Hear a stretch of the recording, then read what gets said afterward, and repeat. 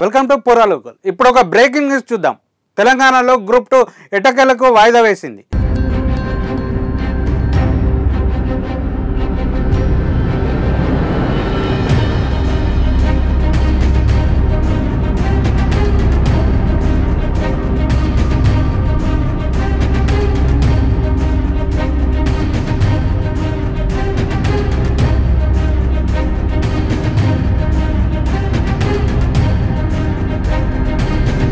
అంటే గత 15 రోజుల నుండి నిరుద్యోగులు అనేక ధర్నాలు చేయడం జరిగింది.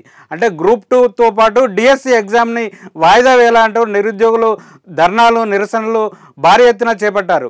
ఈ నేపథ్యంలో అంటే రాష్ట్ర సర్కారు రేవంత్ సర్కారు మాత్రం గ్రూప్ 2 కానీ ఎలాంటి పరీక్షలు వాయిదా వేయము కొనసాగుతాయని ఎట్టకేలకు చెప్పడం జరిగింది. దీంతో అంటే నిరుద్యోగులు నిరాశ చెందినప్పటికీ అంటే డిఎస్సి ఎగ్జామ్ రాస్తున్నారు. ఈ నేపథ్యంలో గ్రూప్ 2 ఎగ్జామ్ వాయిదా పడింది.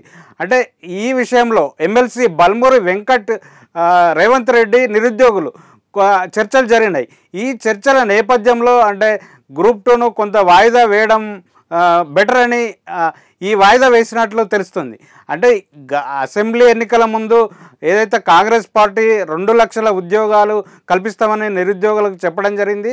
ఈ నేపథ్యంలో అంటే డిఎస్సికి సంబంధించినవి గ్రూప్ 1, గ్రూప్ 2, గ్రూప్ 3 ఎగ్జామ్స్ చేపట్టి అంటే ఉద్యోగాలు కల్పించడానికి ప్రభుత్వం శ్రీకారం చుట్టడం జరిగింది.